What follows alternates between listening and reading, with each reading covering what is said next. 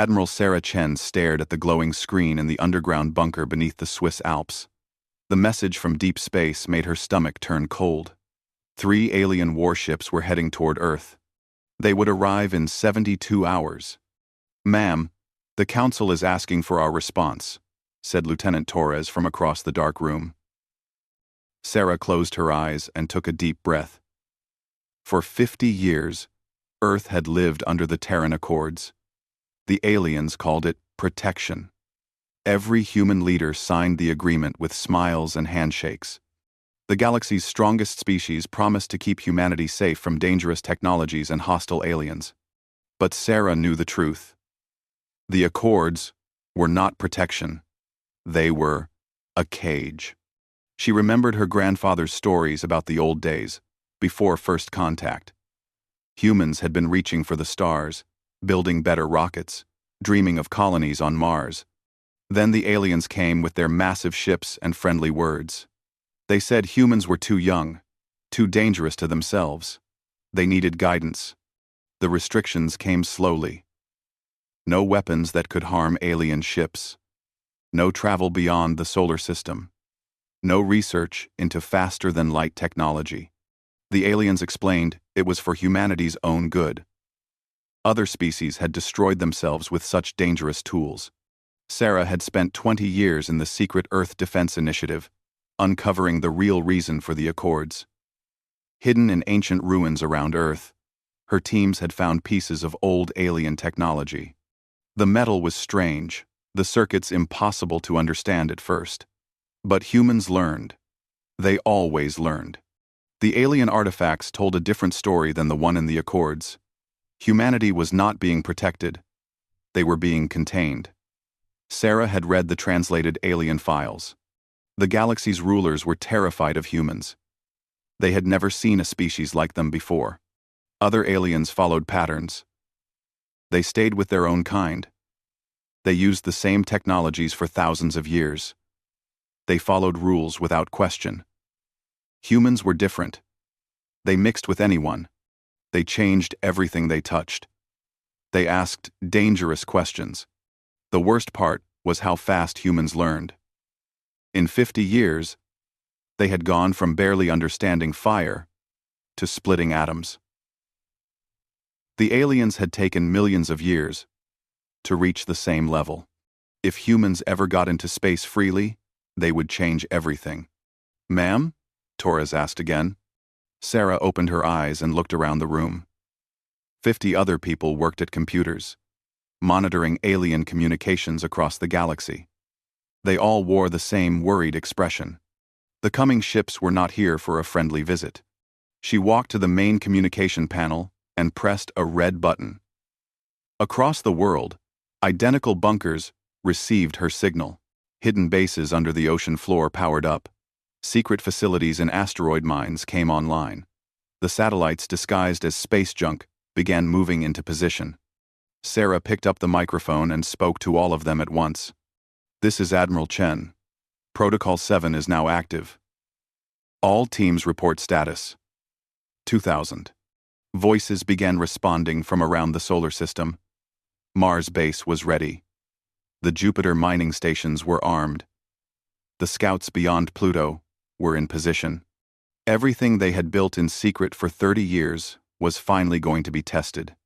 Sarah's assistant, Dr. Rebecca Walsh, walked up with a tablet full of data. Rebecca had spent 15 years studying the alien technology they had found. She looked excited and terrified at the same time. "Sarah, the new quantum engines are working perfectly. The stealth systems are better than we hoped. But are you sure about this? Once we show them what we can do, there's no going back." Sarah nodded. She had thought about this moment for years. Humanity had tried to follow the rules. They had stayed in their solar system. They had pretended to be the weak, young species the aliens wanted them to be. But the aliens were not satisfied with containment anymore. The intercepted messages were clear. The Galactic Council had decided humanity was becoming too dangerous, even under the restrictions. They had seen the small improvements in human technology, the questions human scientists kept asking. Some alien leaders wanted to remove humans from Earth entirely, scatter them across the galaxy as workers and servants. The three approaching ships were just the beginning. If this inspection went well for the aliens, more ships would come. Then transport vessels to take humans away from their home. Dr. Walsh, Sarah said, activate the communication array. I want to send a message to our friends out there. Rebecca's fingers moved quickly across her tablet. Hidden transmitters across the solar system began broadcasting on alien frequencies. The message was simple, but clear. It went to every species in the galaxy that lived under Galactic Council control. People of the galaxy, Sarah spoke into the microphone. This is Admiral Sarah Chen of Earth. For 50 years, we have followed the Terran Accords. We stayed home. We obeyed the rules. We trusted the Council's promises of protection. She paused and looked around the room. Every person was watching her. Today we learned the truth. The Council fears us because we are different. They want to scatter our people across the stars as slaves. They think we are weak because we have been peaceful. They are about to learn how wrong they are. Sarah ended the transmission and turned to Torres. Lieutenant, send the activation codes to all strike teams. When those Council ships arrive, they're going to see what humans can really do. Outside the bunker, the world continued as normal. People went to work, children played in parks, families ate dinner together.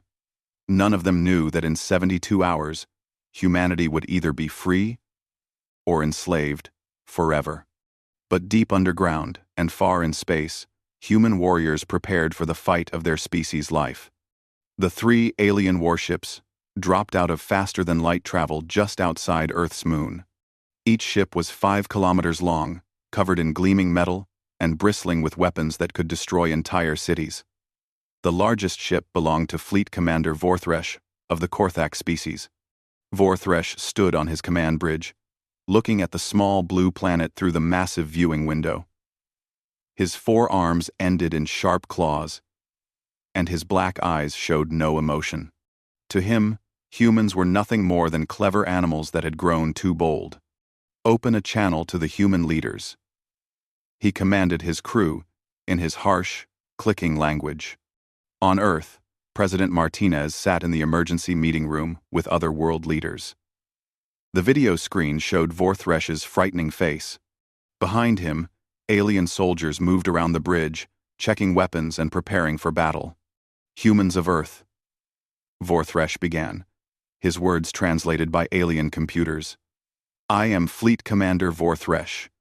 You have violated the Terran Accords. Our scans show you have developed forbidden technologies. You will surrender these weapons immediately and submit to complete inspection. President Martinez looked at the other leaders around the table. They had practiced this moment many times. Commander Vorthresh, we have followed the Accords faithfully.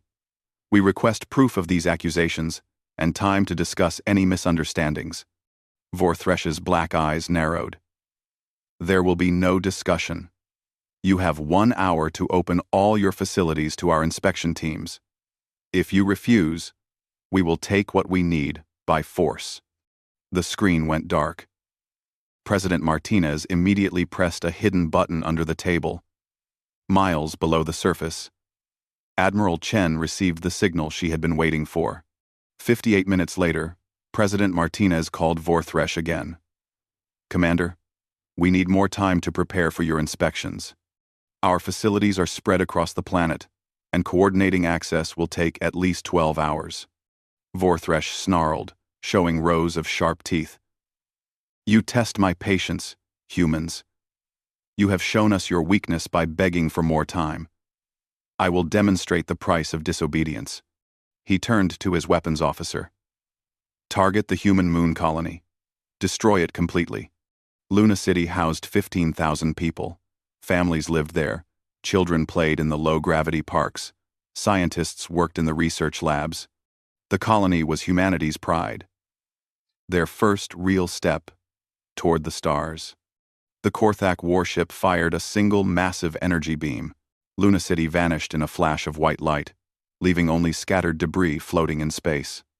On Earth, billions of people watched the destruction on their screens. Children cried.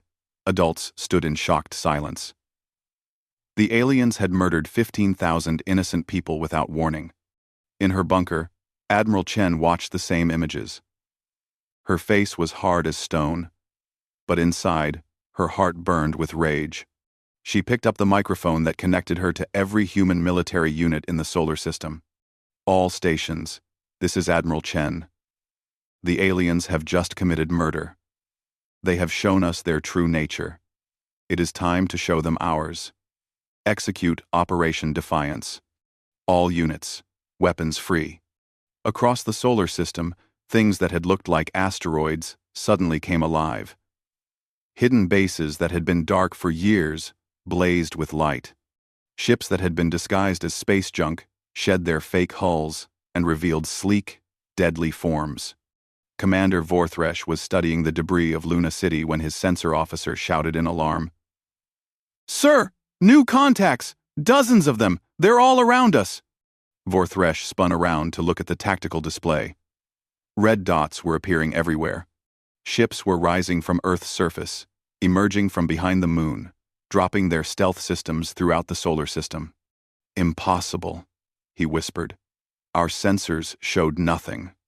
The human ships were unlike anything in the galactic databases.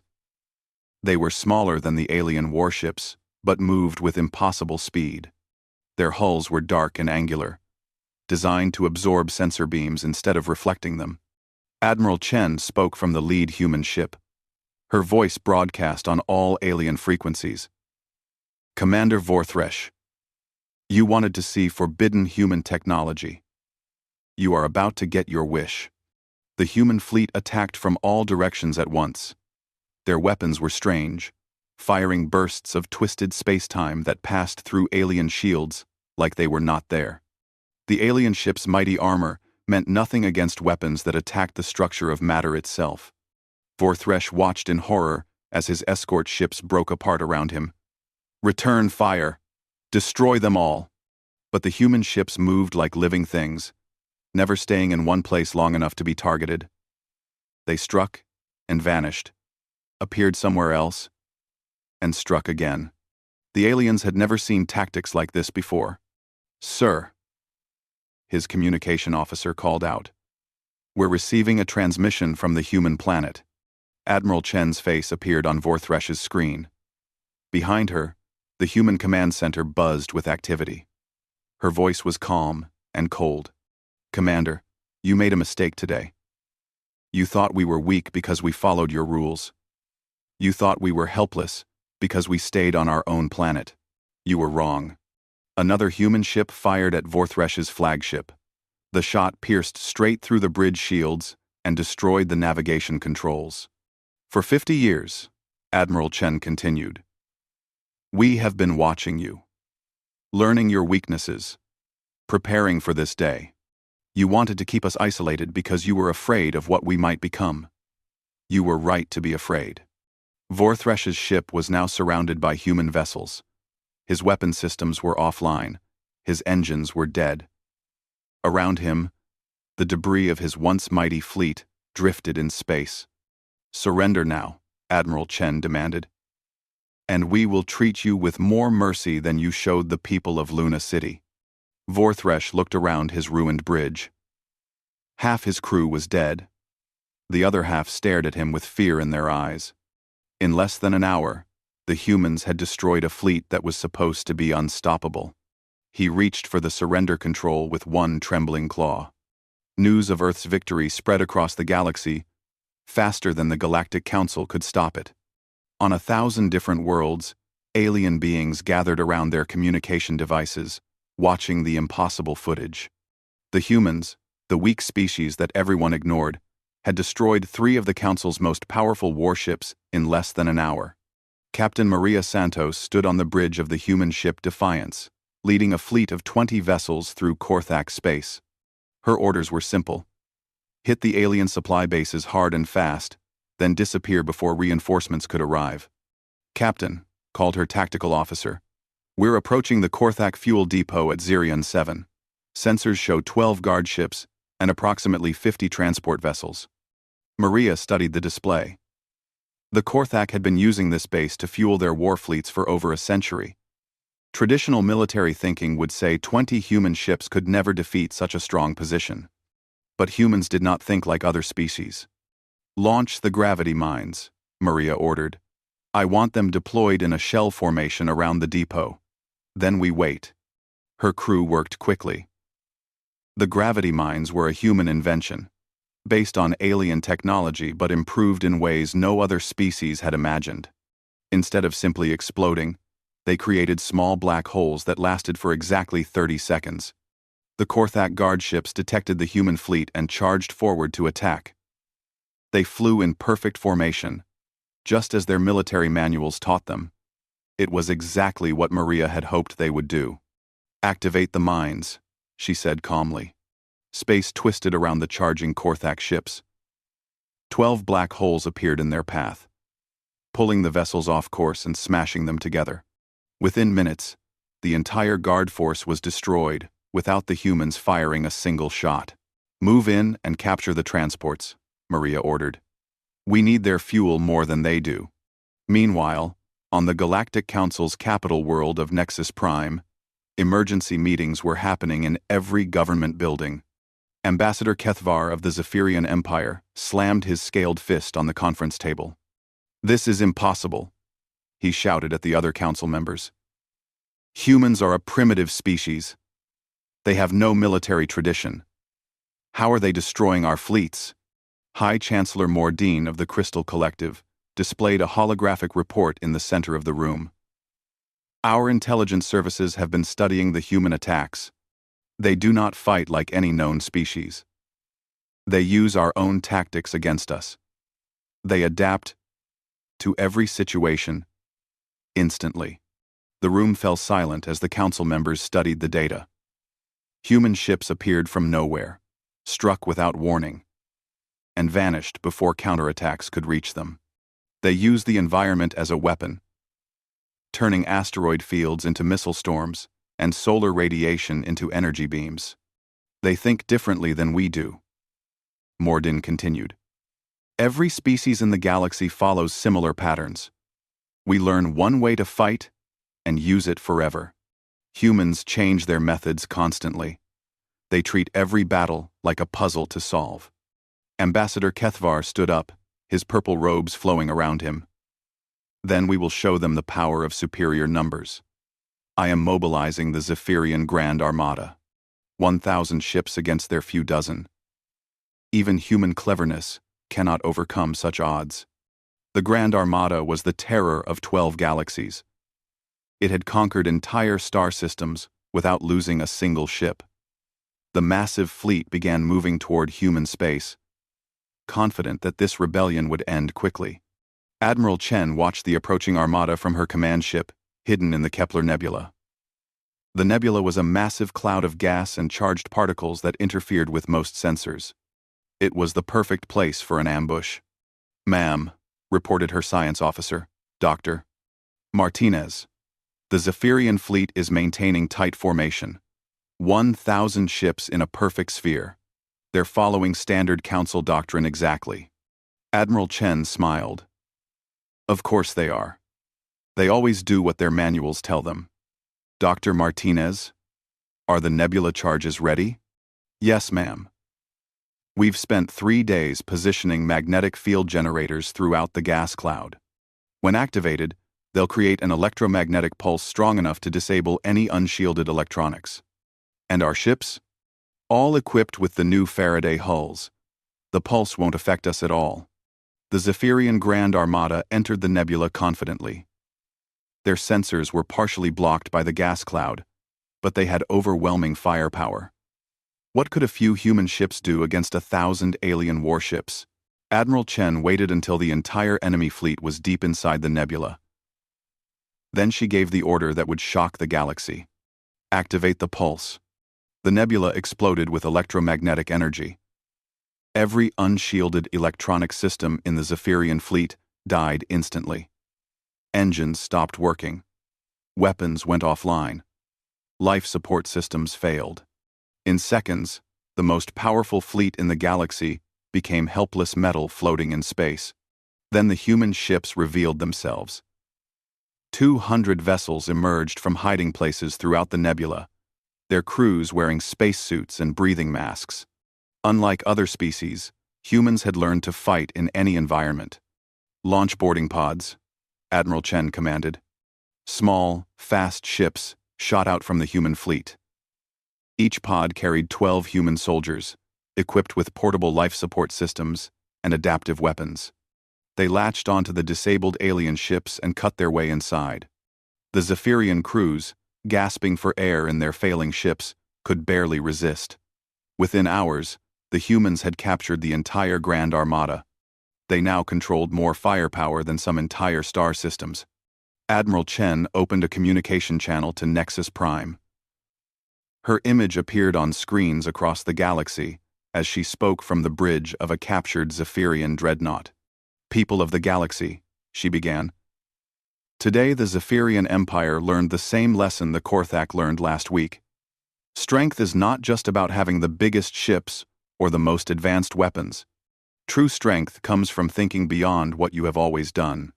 She gestured to the alien crew members working alongside her human soldiers. "These Zephyrian warriors are not our prisoners. They are our partners. Many of them have chosen to join our cause because they see what we offer. Freedom from the Council's rigid rules, and the chance to become more than their species has ever been before." On Nexus Prime, Ambassador Kethvar stared at the screen in horror. His invincible fleet was gone. Worse, some of his own people were working with the humans willingly. Admiral Chen's message continued. "We did not start this war. We tried to live peacefully under your accords. But you forced us to show you what happens when humans stop holding back. The galaxy is about to change forever." The fall of the Zephyrian Grand Armada sent shockwaves through every star system in the galaxy. On worlds that had been under Council control for thousands of years, alien populations began asking dangerous questions. If the mighty Zephyrians could be defeated, maybe the Council was not as powerful as everyone believed.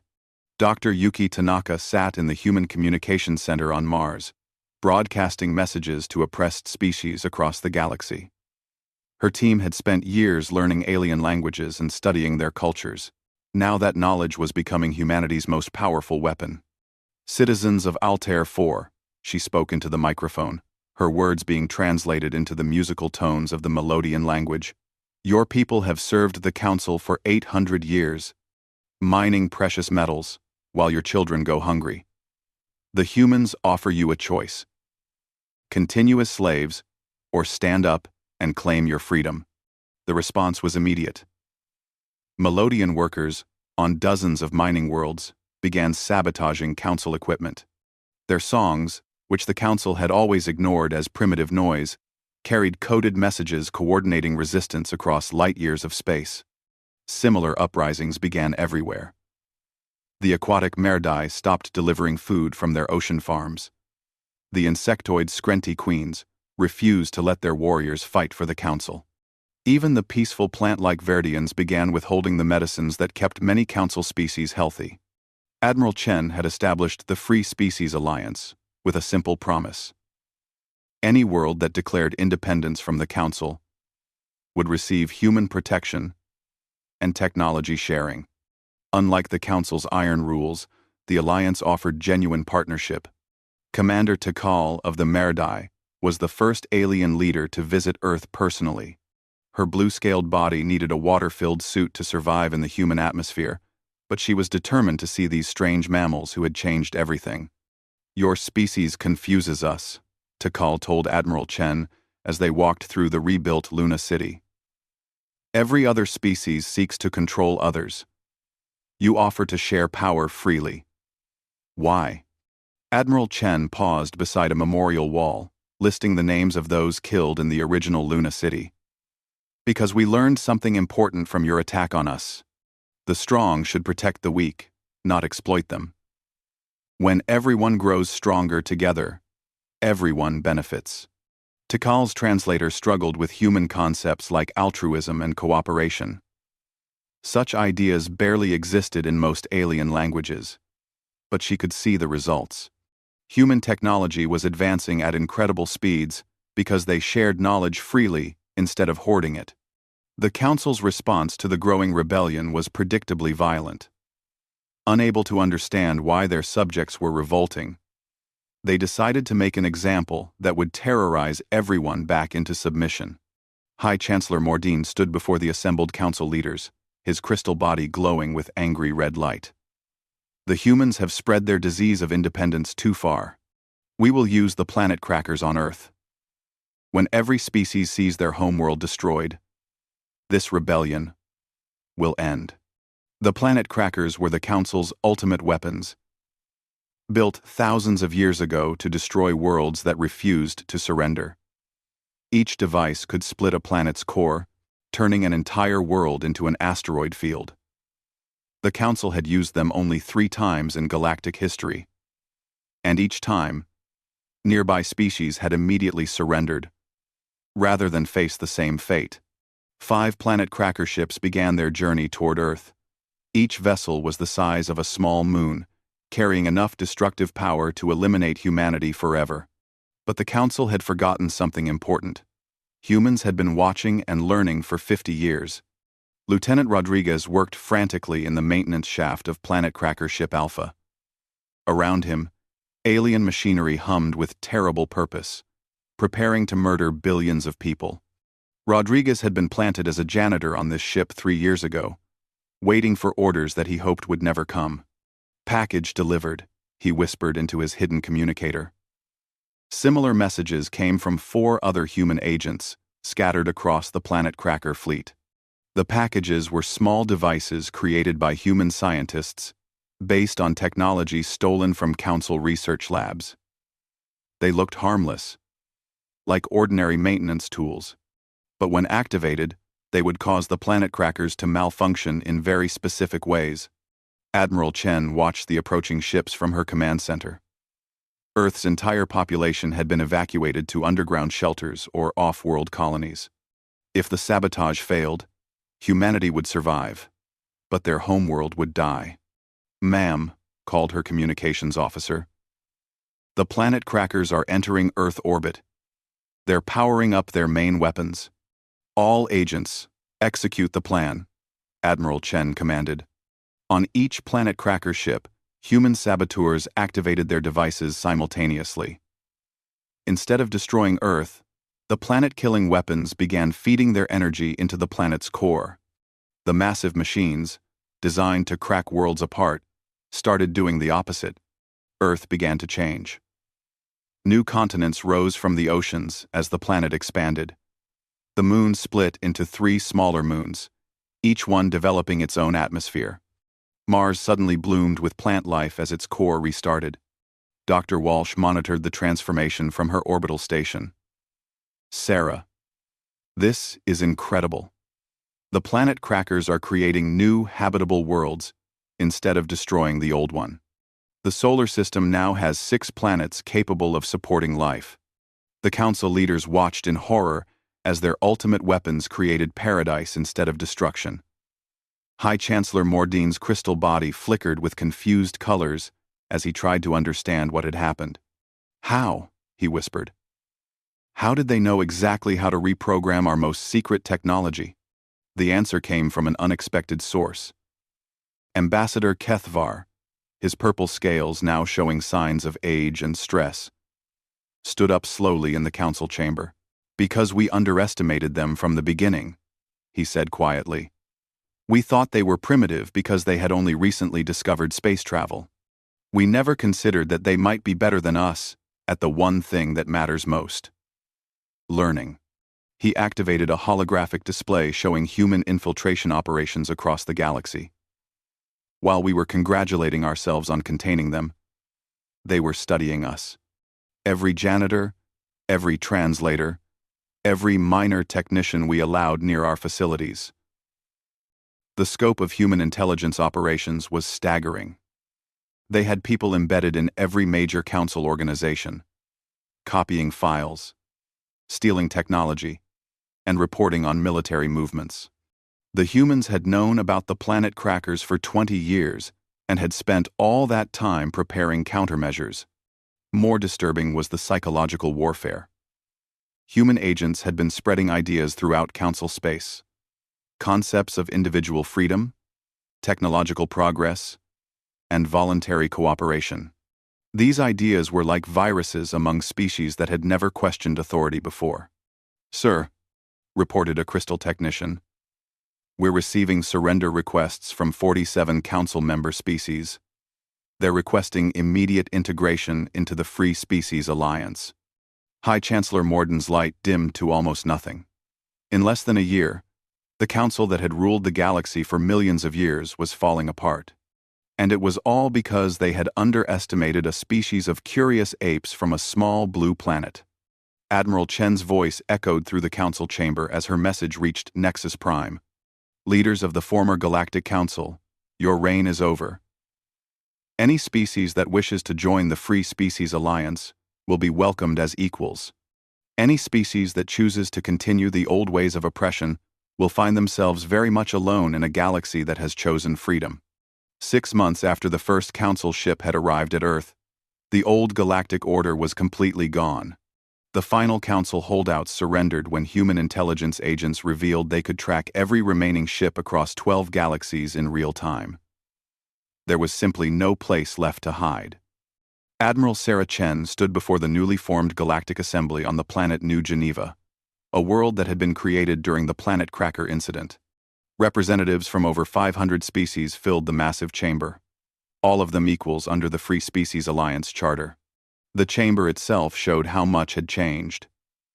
Instead of the Council's rigid hierarchy with the strongest species on top, the assembly was arranged in concentric circles. Every species, from the mighty Zephyrians to the tiny pixie-like glimmers, had the same voice in galactic decisions. "Citizens of the galaxy," Admiral Chen began, her words translated simultaneously into hundreds of languages. 6 months ago, many of you lived under systems that told you what to think, what to build, and how to live. Today, you are free to choose your own path. In the audience, Tikal of the Merdai listened carefully. Her people had flourished under human guidance, developing new underwater cities and sharing their biotechnology with land-dwelling species. For the first time in centuries, young Merdai were becoming scientists and explorers instead of just food producers. "But freedom is not just the right to make your own choices," Admiral Chen continued.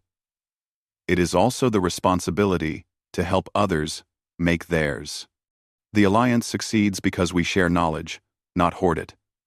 We compete to see who can help the most, not who can conquer the most." The changes were visible everywhere. In the Altair system, the Melodians were using human manufacturing techniques to build their own starships for the first time ever. Their musical language, once dismissed by the Council as primitive, had become the basis for a new type of quantum communication that worked faster than light. The Skrenti hives had abandoned their role as the Council's soldiers and become the galaxy's finest architects, building structures that combined their natural tunneling instincts with human engineering principles. Their warrior queens now competed to see who could design the most beautiful cities. Even the crystalline beings like former High Chancellor Mordine had found new purposes. Mordine himself now worked as a mediator, helping resolve disputes between species, with his ability to see all sides of complex problems. His crystal body had regained its bright colors as he discovered the joy of solving problems instead of suppressing them. Dr. Rebecca Walsh presented the annual technology report to the Assembly. The numbers were staggering. Medical advances had eliminated diseases that had plagued civilizations for thousands of years. New energy systems provided unlimited clean power. Terraforming techniques could turn dead worlds into gardens in just a few years. "The key to our success," Dr. Walsh explained, "is that we combine different ways of thinking. Human creativity, Merdai bioengineering, Skrenti construction skills, and Zephyrian energy manipulation. Alone, each species was limited. Together, we can solve any problem. But not everything was perfect. As Admiral Chen walked through the Alliance's new capital city that evening, she couldn't shake a feeling of unease. Her assistant, now Colonel Torres, joined her on the observation deck overlooking the harbor where ships from dozens of worlds came and went. "Something's bothering you, Sarah," Torres observed. "We've accomplished everything we set out to do. The galaxy is free. Technology is advancing faster than ever, and nobody's shooting at us anymore." Admiral Chen pointed at the stars visible beyond the planet's atmosphere. "That's just it, Miguel. It's too quiet. We broke up the biggest government the galaxy had ever seen. We changed the fundamental way an entire civilization operated. Does that seem like something that would go unnoticed?" Her concerns were well-founded. Deep in space, far beyond the reach of Alliance sensors, other forces had been watching the transformation of the galaxy. The Council had not been the only power in the universe. The message arrived 3 days later. It came from outside the known galaxy, transmitted on frequencies that shouldn't have been possible to generate. The signal was so powerful that every communication device in Alliance space detected it simultaneously. Admiral Chen stood in the emergency command center, surrounded by leaders from every member species. On the main screen, an alien face appeared unlike anything they had seen before. It was humanoid, but wrong, as if someone had tried to create a person from memory and gotten the details slightly off. "Citizens of the local galaxy cluster." The being spoke in perfect galactic common, though its mouth didn't quite match the sounds. "I am Overseer Jek Tai of the Greater Cosmic Union. We have observed your recent restructuring with interest." The transmission showed images of massive ships, each one larger than entire star systems. Billions of beings from species that the Alliance had never encountered worked together with mechanical precision. The scope of their civilization made the old council look like children playing with toys. "Your experiment with voluntary cooperation is amusing, Overseer," Jektai continued, "but ultimately misguided. Free will leads to chaos. Individual thought creates conflict. We have spent 50 million years perfecting order throughout the universe. Your galaxy will be brought into compliance within one solar cycle." End. The transmission ended, leaving the command center in stunned silence. After everything they had accomplished, humanity and their allies now faced an enemy that made the Galactic Council look like a minor inconvenience. Admiral Chen looked around the room at her fellow Alliance leaders. She saw fear in some faces, determination in others. Then she smiled, the same expression she had worn when facing the Council's planet crackers. "Well," she said calmly, "we've proven that the supposedly impossible is just another kind of possible. Miguel, send a message to all Alliance military commanders. Tell them it looks like we're going to have another opportunity to show the universe what happens when people underestimate humans and their friends." Colonel Torres grinned as he moved to carry out the orders. The Greater Cosmic Union thought they understood what they were facing. They had no idea that they were about to meet a species that treated every challenge as a puzzle to solve, and a galaxy full of allies who had learned that freedom was worth fighting for. In the distance, construction ships began building new defenses around Alliance worlds. But more importantly, research vessels headed out toward the galactic rim, carrying human scientists and their alien partners. If the universe wanted to test humanity again, they would be ready. The stars themselves seemed to shine brighter, as if the galaxy itself was preparing for the next chapter in humanity's unexpected journey from a caged species to the champions of freedom itself.